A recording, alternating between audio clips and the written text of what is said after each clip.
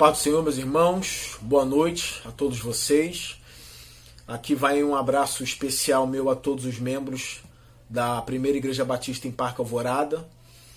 Vai um abraço especial a todos vocês. Eu tenho lido as mensagens de vocês. Eu sei que vocês estão com saudade da igreja, eu também estou, mas é um tempo em que Deus quis que fosse assim. Deus estabeleceu esse tempo para que a palavra dele invadisse os lares, e como tem invadido através do celular, através da televisão, do computador. Então eu sei que esse momento tem sido também importante para a gente. E a diferença da gente para o ímpio é que a gente sabe que estamos debaixo da providência de Deus. Esse tempo é o tempo que Deus determinou que fosse assim. Então a gente tem pregado a palavra de Deus mesmo não estando no púlpito. Eu não sei pregar para o celular, eu quero o púlpito de volta, mas a gente precisa se esforçar para que a palavra de Deus chegue fielmente na sua casa. Então eu já convido você a abrir sua Bíblia em 1 Pedro, no capítulo 1, no versículo 17, que diz assim, vamos ler? Então vamos ler para não perder tempo. Diz assim: uma vez que vocês chamam Pai aquele que julga imparcialmente as obras de cada um, portem-se com temor durante a jornada terrena de vocês. Pedro ele fechou o verso 16 chamando Deus de santo, fazendo uma citação do Antigo Testamento em que Deus diz assim: sejam santos porque eu sou santo. Então Pedro, meus irmãos, ele continua sustentando que Deus é santo mesmo no Novo Testamento. Então o Deus santo do Antigo Testamento é o mesmo Deus santo do Novo Testamento. Não mudou. Então depois que Pedro apresenta ele como santo, ele inicia o verso 17 falando que Deus é Pai. Já mostrando de alguma forma a paternidade de Deus aqui e já emendando no Deus justo, no Deus que é juiz. Então a gente vai estudar algumas coisas importantes aqui, a gente vai meditar em algumas coisas muito importantes para a nossa vida. Aqui a gente já percebe que a doutrina da paternidade de Deus, a doutrina da adoção, ela já era pregada na igreja antiga. Porque os irmãos aqui já chamavam Deus de Pai. Então se eles chamavam Deus de Pai, como está no início do verso 17, a doutrina da adoção era pregada lá. Essa doutrina é maravilhosa. A gente vê Cristo, depois que ele ressuscitou dos mortos, a gente vê Cristo dizendo meu Pai e Pai de vocês, falando para os discípulos. Então, como dizem alguns teólogos, que de alguma forma nós somos irmãos de Cristo, que de alguma forma Cristo ele é nosso irmão. Isso é óbvio, ele é nosso rei, ele é nosso Deus, ele é nosso Senhor, mas por causa da obra dele na cruz, ele também é nosso irmão mais velho. Então a doutrina da adoção é a doutrina que diz que Deus é o nosso Pai e que Cristo é o nosso irmão mais velho e que nós somos co-herdeiros com Cristo. De tudo que é dele, tudo que é de Cristo agora é nosso, por causa da obra dele na cruz. É por isso que a gente diz que a obra da cruz, ela não se resume a perdão de pecados, ela não é só sobre perdão de pecados, mas também fala de que Deus nos mudou de patamar. Ele também tem maravilhas e mais maravilhas na obra de Cristo na cruz. Maravilhas e mais maravilhas. Não são coisas que nem cabem no nosso entendimento. Mas ali também está essa doutrina linda que Deus nos tira do patamar de inimigos de Deus e nos coloca num patamar em que somos filhos de Deus. A gente sabe que os homens, eles são sim inimigos do Senhor. Os homens odeiam a Deus. Aqui a gente sabe que o homem é mau. A Bíblia fala disso. Alguns podem até negar isso, mas está claro que o homem é mau. O homem em sua natureza odeia Deus. E quando eu falo natureza aqui, eu estou falando da natureza caída do homem. Então o homem em sua natureza, ele odeia Deus, ele não quer Deus, ele não busca o Senhor. Eles são soberbos, eles são altivos, eles acham que conhecem tudo sobre ciência, sobre tudo, mas na verdade a Bíblia fala que eles são cegos, que eles eles odeiam a Deus, eles não conseguem perceber as grandezas de Deus, nem mesmo na grande criação do Senhor. Então eles são inimigos de Deus. Então Deus nos tirou desse patamar de inimigos e nos colocou na família dele, que é no patamar de filhos. Deus nos colocou na família dele. E como eu disse em outro vídeo, a família de Deus, ela aumentou por causa da obra de Cristo na cruz. Então, nós somos sim filhos do Deus vivos, do Deus vivo. Fomos feitos do barro, mas pela cruz nós chamamos o Senhor da glória de Pai. Então a doutrina da adoção, a doutrina da paternidade de Deus, ela era assim pregada na igreja antiga. Né? Como eu disse, eu vou repetir, senão os irmãos não chamariam Deus de Pai, como Pedro disse aqui no verso 17. Uma vez que vocês chamam Pai aquele que julga imparcialmente as obras de cada um. Uma coisa importante aqui também a se falar é que muitos pastores, muitos teólogos têm sempre ligado a doutrina da paternidade de Deus a um Deus que está sempre sorridente, a um Deus que ele está sempre se agradando dos atos dos seus filhos, até mesmo dos atos pecaminosos. Na verdade, eles nem mencionam os pecados, né? Então, a ideia ali de que Deus está sempre pegando até mesmo os filhos rebeldes, colocando no colo e dizendo: seu sapeca, vem cá. Né? Como se Deus em nenhum momento ficasse entristecido, como se Deus em nenhum momento ficasse irado, né? Por causa dos nossos pecados, quando os seus filhos pecam. Então, eles estão excluindo a justiça de Deus por causa da paternidade do Senhor. Então eles sempre ligam o Deus Pai a um Deus amoroso, a um Deus bondoso, a um Deus que jamais se ira. E isso é errado. A gente não encontra isso, irmãos, nem no Novo Testamento. Porque Pedro, ele não liga. Aqui é interessante, é muito interessante isso aqui em Pedro, porque ele não liga a paternidade de Deus a um Deus bobão. Na verdade, é um Deus que está sempre sorridente para os seus filhos, até mesmo para os filhos rebeldes, que têm caído. Né? Eles não falam da disciplina do Senhor. Eu vi alguns até terem uma aversão ou demonstrando um certo, eu posso usar essa palavra, um certo nojo com o sermão do pastor Jonathan Edwards, né, um pastor do século XVIII, num sermão dele muito famoso que diz assim: pecadores nas mãos de um Deus irado. É o sermão do Edwards. Então eles estão propondo um novo sermão, né, pecadores nas mãos de um Deus amoroso. Como se Edwards não pregasse o amor de Deus. É óbvio que ele pregava o amor de Deus, mas o que Edwards fazia é o que os apóstolos faziam no Novo Testamento. Pelo fato de Deus ser amoroso, mesmo. Deixa eu usar a palavra aqui corretamente. Deus é amoroso, sim, mas o fato de Deus ser amoroso não exclui a disciplina de Deus, não exclui a justiça de Deus, não exclui a ira de Deus. Não exclui. Então Edwards está certo. Porque olha o que Pedro faz aqui, irmãos. Olha o que o apóstolo Pedro faz. Ele liga a paternidade de Deus ao juízo de Deus. Em nenhum momento aqui ele ligou a paternidade de Deus ao Deus que chama de sapequinha os filhos que vivem em rebeldia. Não, ele não faz isso. Olha o que ele diz. Uma vez que vocês chamam Pai, é aquele que julga. Olha, aquele que julga. Então, Pedro, ele mantém a doutrina da paternidade de Deus, mas ele mantém o atributo da justiça de Deus aqui. Ele não tira o atributo da justiça de Deus por causa da paternidade de Deus, porque Deus é Pai. Ele não tira isso. Ele diz que Deus, aqui, ele julga imparcialmente as obras de cada um. Então a gente percebe alguns irmãos se comportando como filhos favoritos de Deus, né? E comemorando o fato de nunca terem sido castigados por Deus.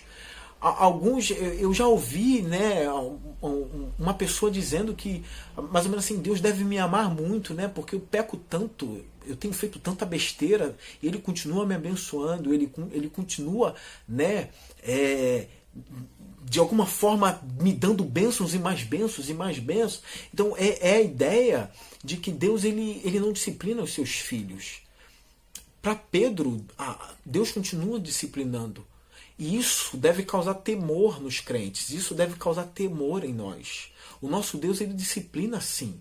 Ele é um Deus amoroso? Ele é, meus irmãos. Ele é um Deus cheio de compaixão? Ele é cheio de compaixão. A gente prega isso sim o tempo todo. Ele é um Deus gracioso? Sim. Mas Pedro aqui, ele está sustentando que Deus julga. Isso está no Novo Testamento. A gente não pode fazer vista grossa a isso. Isso está escrito aqui. O texto de Paulo em Romanos 11, se eu não me engano, no verso 22, é um texto que traz temor ao nosso coração.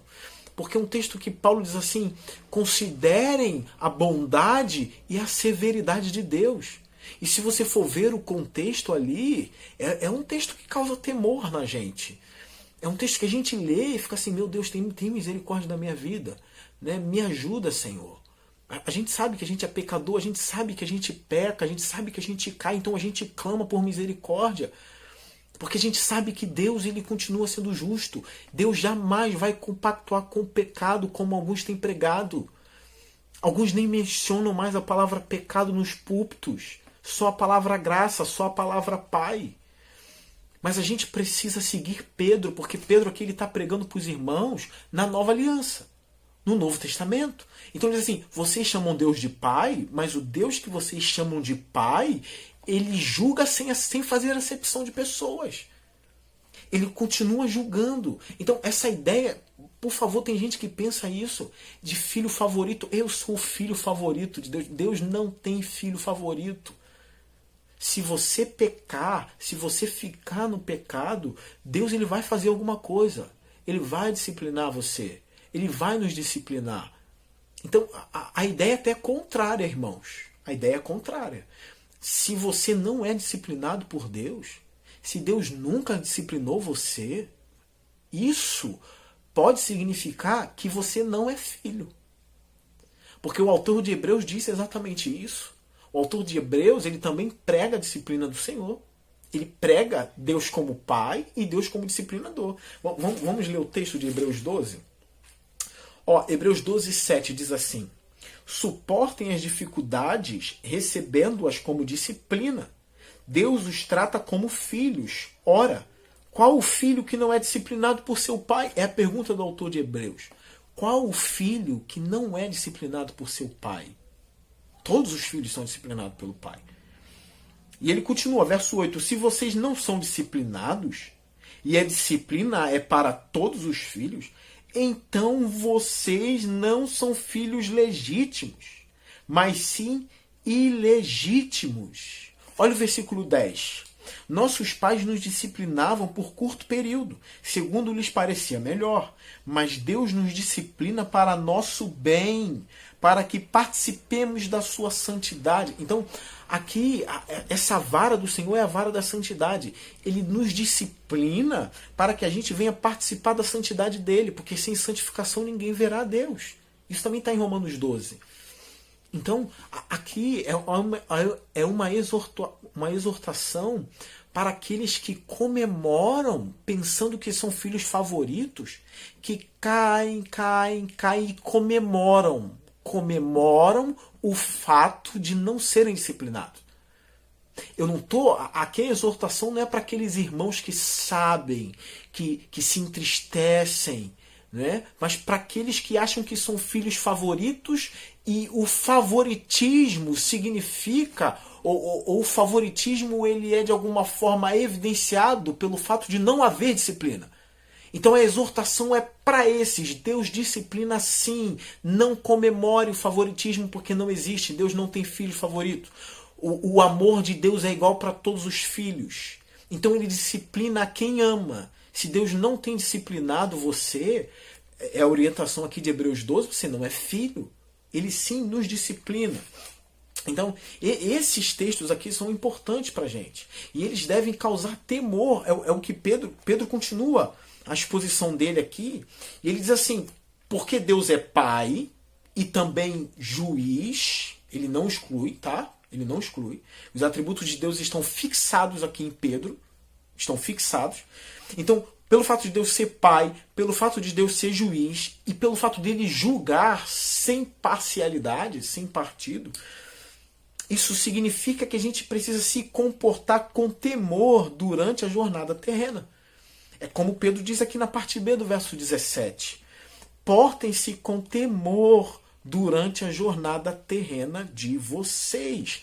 Aqui, meus irmãos, eu quero lembrar de uma cena. Eu tinha até esquecido. Eu tinha esquecido mais, mas eu vou lembrar aqui. Do livro Peregrino, em que o cristão e o esperançoso eles se depararam com uma bifurcação no caminho, né? O caminho se dividiu.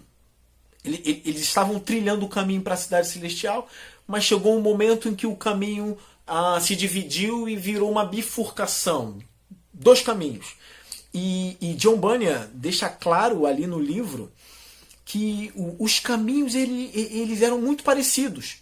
Os dois pareciam retos. Então a gente se depara aqui que nem toda tentação é uma tentação grosseira, né? É uma tentação em que você vai para o deserto e vê o diabo. Está cara a cara com o diabo. Nem toda tentação é assim. Tem tentação que é sutil, que não parece um erro. Tem caminho que parece reto, entende? Tem caminho que parece um caminho que leva a Deus, mas não é. O fim leva à destruição. Então eles se depararam com esse caminho e os caminhos eram iguais. Então vem um homem o livro relata que era um homem de cor negra que tinha as vestes brancas. E aqui não é racismo não, meus irmãos. John Bunyan não está sendo racista. Isso aqui é uma literatura cristã, é uma fantasia, tá? E aqui é um simbolismo. Por que ele é negro com vestes brancas? É porque, e isso aqui vai ficar claro no texto do Bunyan. É porque, na verdade, ele é um falso apóstolo que se revestiu de ministro de justiça. Então, a escuridão ali simboliza a falsidade dele, simboliza as trevas dele, simboliza que ele é um falso profeta, simboliza que ele é um falso apóstolo. É por isso que ele é um homem negro com umas vestes brancas. As vestes brancas ali significa que ele se fantasiou de ministro de justiça, né, para enganar o cristão e o esperançoso, né, no livro Peregrino. Então esse homem disse também que estava indo para a cidade celestial como eles. E indicou o caminho errado para eles. E foi com eles. E num determinado momento, nesse caminho errado, veio uma rede e prendeu os dois. Prendeu o cristão e prendeu o esperançoso. E esse homem negro, ele já se despiu daquela veste branca e mostrou que ele era das trevas. E foi embora. E eles ficaram presos ali e já sem esperança. Eles já estavam lamentando a própria sorte, dizendo por que a gente caiu aqui, a gente caiu no caminho do inimigo e tudo mais. Até que veio um ser resplandecente e tirou eles da rede. E começou a fazer pergunta para eles, né? Ou seja, vocês não ouviram os pastores? E eles disseram, sim, nós ouvimos os pastores. E os pastores não falaram para vocês que vocês encontrariam, né, o adulador no caminho? Né? O adulador é aquele bajulador, é aquele que tem doçura nos lábios, que parece que está pregando as coisas boas de Deus, mas na verdade está levando vocês para o caminho do inferno, para o caminho errado. E eles, sim, os pastores nos disseram sobre o adulador, nos deram um mapa também, né? Uma outra coisa que esse ser resplandecente pergunta, e o mapa? Não, eles nos deram, mas a gente esqueceu de consultar. Então, o que esse ser resplandecente fez? Pegou eles dois, colocou no caminho correto, mas mandou eles deitarem e disciplinou severamente os dois. Uma outra coisa interessante na literatura do Bunyan é que enquanto esse ser resplandecente vinha, eu esqueci dessa parte, enquanto esse ser resplandecente estava chegando, ele chegava com um açoite na mão, não é? Então ali era o Pai, era Deus vindo na direção deles, livrando eles da armadilha do diabo, não é? Mas com um açoite na mão. E a literatura do Bunyan diz ali que esse ser disciplinou eles severamente e mandou eles seguirem no caminho correto. E Bunyan diz que agora eles seguiam o caminho louvando e cantando, né? Eles foram disciplinados, né? Uma disciplina severa, e foram cantando ao Senhor, né? Então a gente precisa se comportar com temor, porque Deus, ele disciplina os seus, tá? Então eu vou repetir aqui: para com essa ideia de comemorar favoritismo, para com essa ideia de achar que você é o filho preferido e por isso você não é disciplinado. Para com isso. A gente é falho, a gente tropeça, mas Deus disciplina os seus para a santidade, para que a gente venha aprender a andar no caminho correto. Então Pedro, ele tem esse pensamento. Então ele diz para a gente se comportar ou se portar com temor. Então qual é a ideia aqui? A ideia aqui o crente precisa ter medo de Deus? Pedro está mandando o crente ter medo de Deus? Sim ou não? Me parece que não é um mandamento bíblico, né? Tenham medo de Deus. Me parece que não é. Me parece que Pedro não está mandando ter medo de Deus. Porque o medo ele separa, né? O medo, ele não atrai. O medo, ele não aproxima. O medo, ele separa. O medo é uma barreira, né?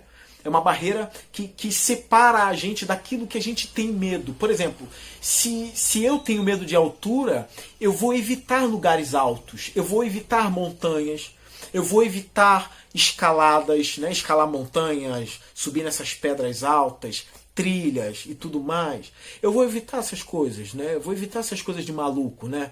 Se eu tenho medo de altura, eu vou evitar essas coisas, né? Porque o medo, ele separa, né? Eu não quero estar onde eu tenho medo de estar, né? Então, me parece que temor não é medo, não é ter medo de Deus aqui. Me parece que temor é uma outra coisa. E aqui eu quero citar alguns teólogos, alguns homens de Deus, que muitos estão ouvindo também, muitos estão seguindo. Então, tem outros aqui, mas eu vou citar esses dois porque muitas pessoas estão lendo e ouvindo eles, né? Ainda, né? Hoje. E eu espero que continue ouvindo, porque são dois homens de Deus. A opinião do Keller sobre medo, sobre temor, né? Se o crente tem que ter medo de Deus. A opinião do Keller é essa, do Tim Keller, tá? Que é um teólogo, é um pastor, né? É um homem de Deus que muitas pessoas estão lendo e aprendendo com ele. Então, olha a posição do Keller. É evidente que temer o Senhor não é ter medo do Senhor. Embora a palavra hebraica tenha nuances de respeito e reverência, na Bíblia, temer significa ser sobrepujado, ser dominado por algo. Temer o Senhor é ser tomado de espanto diante da grandeza e do seu amor. Significa que por causa de sua santidade resplandecente e de seu amor magnífico, você o considera terrivelmente belo. Temê-lo significa curvar-se diante dele, admirados com sua glória e beleza. Então, para o Keller, o temor do Senhor é você se prostrar, é você se curvar diante da beleza de Deus, das maravilhas da glória do Senhor. É uma admiração, é um espanto, entende? Então temer ao Senhor pro Keller é isso, a gente pode dizer aqui que é uma profunda reverência a Senhor, né? E aqui eu vou citar mais um homem de Deus, que é o Paul Washer. O Paul Washer, ele chega a dar um exemplo, né, de um menino que mostra um trabalho da escola para o pai, e o pai vai lá e olha para o trabalho, vê, olha que trabalho bom, que trabalho bonito, né? Beija o filho e tudo mais. E no outro dia a cena se repete, o filho vai lá e mostra o trabalho para o pai, mas o pai já está de mau humor, né? O pai já está esgotado, então o que o pai faz? O pai dá um tapa no menino, toma o trabalho da mão do menino e enxota o menino, joga o menino de lado, né? Mais ou menos assim a ilustração do Paul Washer. Então o menino ali, ele passa a temer o pai, ele passa a ter medo do pai. Mas o ponto do Paul é que o menino ali, ele passa a temer o pai, ele passa a ter medo do pai por causa de uma inconsistência no caráter do pai, né? Porque o pai, ele se tornou ali imoral. Ele foi um pai perverso, ele bateu no garoto, ele chutou o menino sem que o menino fizesse nada. Então esse menino, ele passa a ter medo por causa de uma inconsistência no caráter daquele pai. Então o ponto do Paul é que com Deus não é assim. Entende? Com Deus o nosso temor não funciona assim. A gente não tem medo de Deus nesse sentido. A gente não teme a Deus nesse sentido. Ele chega a dizer o seguinte, o Paul Washer, né?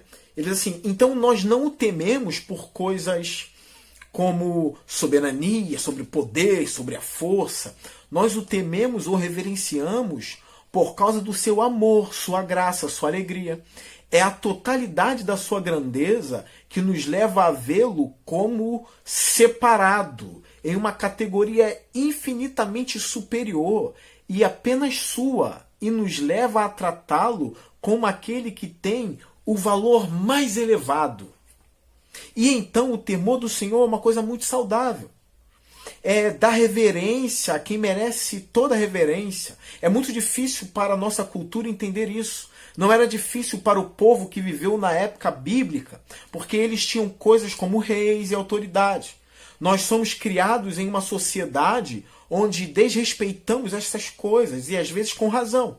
Mas nós temos que entender que Deus é digno do nosso temor, não por haver algo inconstante em sua natureza, mas Ele é digno do nosso temor por causa da sua bondade e da sua grandeza. Então, para o Paul aqui, o temor do Senhor é porque ele tem um valor muito elevado, né? Ele é o ser mais valioso que existe, é uma reverência profunda. Né? É um encanto, é uma reverência profunda por quem Deus é. Entende? Então também não é medo aqui. Então o temor para ele é por causa da grandeza da bondade do Senhor. A gente vai ver um texto aqui, que é um texto também muito especial em relação ao temor do Senhor. E é um texto que algumas pessoas não leram ou não conhecem, que é o Salmo 130. Né? Aliás, o Tim Keller até citou um teólogo que trabalhou nesse texto aqui. O Salmo 130, ele fala do temor a Deus, mas tem uma coisa aqui diferenciada, né? A gente vai ler o Salmo. Vamos ler o Salmo 130, a partir do verso 3, que diz assim: se tu, soberano Senhor, registrasses os pecados, quem escaparia? Né? Então, olha o que o Salmo está dizendo. Se Deus registrasse os pecados mesmo, quem iria escapar? É o argumento que o salmista está tendo com Deus. Quem iria escapar? Olha o verso 4. Mas contigo está o perdão para que sejas temido. E aqui que é o ponto. O perdão está com Deus para ele ser temido. E aqui está a estranheza do texto. Né? Se ele registrasse os pecados, né, quem iria escapar? Ninguém iria escapar. Ninguém iria escapar. Mas o salmista diz, mas contigo está o perdão para que o Senhor seja temido. Presta atenção. Se o temor aqui fosse medo, se ele dissesse assim, mas contigo está o perdão para que tenham medo de ti, cadê a coerência do texto? Né? Porque se Deus é um Deus perdoador, logo eu não terei medo dele. O medo vai diminuir cada vez mais, entende? O medo não vai aumentar. Se Deus é perdoador e se o perdão está sempre com ele, o medo vai diminuir. Só que aqui no texto ele diz que o temor aumenta. Né? O fato de Deus perdoar, o fato do perdão estar com Deus, faz com que ele seja temido. Né? Então o temor aqui está crescendo, enquanto a nossa visão de um Deus perdoador também cresce. Então, enquanto a gente vê Deus como perdoador, e essa visão vai aumentando, o nosso temor também vai aumentando. Se esse temor fosse medo de Deus, ele diminuiria, porque eu sabia, não, ele me perdoa mesmo, então para que temer? Só que aqui acontece o contrário. O temor aumenta. Isso significa que o temor aqui não é medo. O temor é uma outra coisa. Então, o temor aqui pode ser essa devoção profunda, esse respeito profundo, essa reverência encantadora por Deus. Então, e aqui está perfeitamente em harmonia com o texto. Porque se ele é um Deus grande em perdão, se ele é perdoador, essa minha devoção, esse meu encanto reverente, ele vai aumentar. E isso é chamado de temor a Deus. Essa reverência profunda, ela vai aumentando enquanto eu percebo que Ele é perdoador e que Ele tem perdoado os meus pecados. Em que até mesmo o fato dele me disciplinar é um ato da bondade dele para me santificar. Entende? Isso vai crescendo dentro do homem de Deus, da mulher de Deus, o temor a Ele. Né? Então, esse salmo é incrível, porque o fato do perdão estar com Deus faz com que ele seja temido. Né? Então, se temor aqui fosse medo, o texto estaria assim: portanto, o castigo está sempre contigo, o Senhor destrói todo mundo e pronto, e por isso todos têm medo do Senhor. Então aí estaria a coerência. Né? Mas o fato do perdão estar com ele faz com que ele seja temido. Logo, esse temor aqui não é medo, é uma outra coisa que não medo. Então, meus irmãos, a resposta para a pergunta: o cristão precisa ter medo de Deus? Não. Ele não precisa ter medo de Deus. Ele precisa temer a Deus. Ele precisa ser reverente. Ele precisa ter uma reverência profunda, uma devoção profunda por Deus. É isso que o cristão precisa ter. E não o medo, porque como eu disse aqui, o medo, ele separa. Se eu tenho medo de Deus, eu não vou me achegar a Deus. E tudo que eu fizer para ele vai ser na base do medo. Entende? Medo dele me destruir. Então a minha relação com ele não vai ser uma relação de amor. Não vai ser uma relação de intimidade. Não vai ter isso. Eu vou tentar fugir sempre de Deus. Mas o temor não. Né? O temor vai aumentando na medida em que eu vejo as maravilhas dele. Então eu vou caminhando no temor do Senhor. Então tenha reverência por Deus, porque Ele é teu Pai, Ele é juiz, Ele é santo. Então tenha uma reverência profunda por Ele. Tenha uma devoção profunda. Tenha um encanto profundo por Deus. Ande em obediência, como a gente pregou alguns sermões atrás. Né? Tenha obediência. Obedeça a Deus, porque você o ama, porque você o teme. Então, essa é a posição de Pedro, né? Essa é a minha posição, essa é a posição de homens de Deus, né? Como eu já li para vocês. E aqui eu quero fechar lendo um texto, que é um texto muito conhecido, que é o texto de 1 João, capítulo 4. 1 João, no capítulo 4, no versículo 10. E a gente vai ler o verso 10, verso 16 e o verso 18. Meus irmãos, a gente tinha muita coisa para falar sobre isso, né? Mas a gente vai trabalhar ainda mais essas questões. Espero que na igreja, né? Espero que na igreja. Olha 1 João no capítulo 4, no versículo 10. Diz assim: nisto consiste o amor, não em que nós tenhamos amado a Deus, mas em que Ele nos amou e enviou o seu Filho como propiciação pelos nossos pecados. Então o amor consiste nisso, tá? Que Deus nos amou primeiro, e o amor de Deus estava inteiro na cruz. Isso é o amor. O inteiro amor de Deus estava ali no Filho dele na cruz.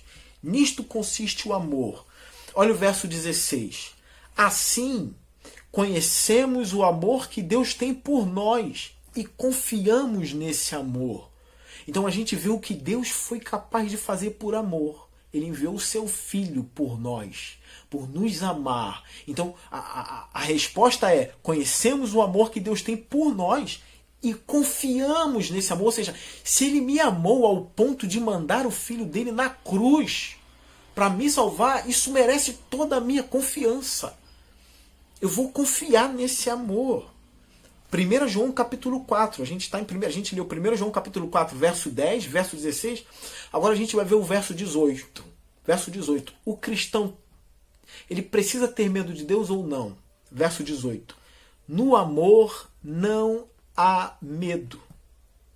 Ao contrário, o perfeito amor expulsa o medo, porque o medo supõe castigo.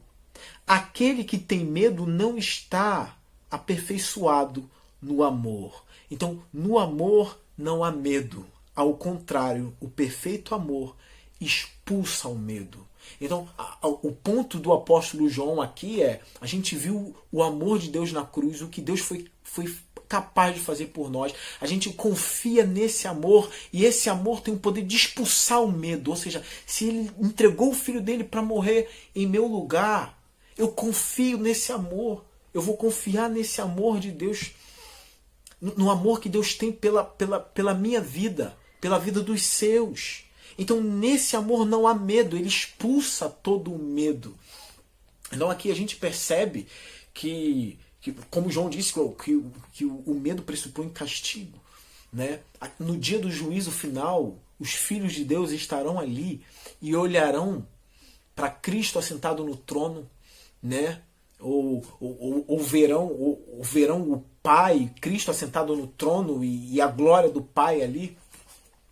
E aqui uma ilustração, né? E eles dirão assim: os filhos de Deus, os cristãos, pela misericórdia do Senhor, nós estaremos naquele dia, no dia do juízo de Deus, dizendo assim: eu não tenho medo, porque quem está ali é o meu Pai. Quem está sentado naquele trono é o meu Rei, é o meu Senhor, é meu Deus também, mas é o meu irmão mais velho, o Cristo, o Filho do Deus vivo, ele que está sentado no trono. Eu não tenho medo, eu tenho temor, eu temo, eu tenho um profundo respeito, profunda reverência, profunda devoção, que se mistura com encanto, maravilha por quem ele é. Então os filhos de Deus estarão no dia do juízo olhando para ele e dizendo: não há medo aqui. Cadê o medo? Não há medo. O que eu vejo ali é o meu irmão mais velho assentado no trono, o meu Rei e meu Senhor, e a glória do meu Pai aqui. Então os cristãos terão esse sentimento no dia do juízo de Deus. Então, meus irmãos, para ficar claro aqui, Deus é nosso Pai. Deus, ele continua sendo juiz no Novo Testamento. Ele disciplina sim os seus filhos. Ele disciplina sim os seus filhos. E o meio que ele tem para santificar os seus filhos é a vara dele. Isso é óbvio. Só que o crente não precisa ter medo de Deus. Não precisa ter medo de Deus. É temor. Temor aqui pode ser, é sim uma outra coisa. É um profundo respeito e admiração por Deus. E dá para aprofundar mais a questão. Eu sei que dá para aprofundar muito mais a questão. Mas o nosso Deus, ele é perdoador. E isso faz com que ele seja temível. Isso faz o nosso temor crescer cada vez mais. E lembre-se do que o apóstolo João... Eu sei que tem outros textos difíceis para explicar. Eu sei disso. Mas a gente fica com essa palavra do apóstolo João, que no verdadeiro amor não há medo, porque o verdadeiro amor lança fora todo o medo. Meus irmãos, continuem caminhando e se comportando com temor, porém, confiem no amor de Deus e não tenham medo de Deus, mas temam Ele com todo o amor que vocês têm, com todo o respeito que vocês têm por Ele. E eu sei que Deus é por nós e não é contra nós. Que a gente esteja firme. Essa é a mensagem para você. E eu espero que Deus venha abençoar a sua vida, edificar a sua vida por meio da palavra de Deus. E que de fato um dia a gente esteja no dia do juízo, sem medo no coração, mas firmes, com um sorriso no rosto, sabendo que quem está julgando é o nosso Deus, é o nosso Rei, Jesus Cristo. E que a gente possa dizer: não há medo, porque o verdadeiro amor expulsou todo o medo. Que Deus nos abençoe, para a glória dele. Amém, meus irmãos.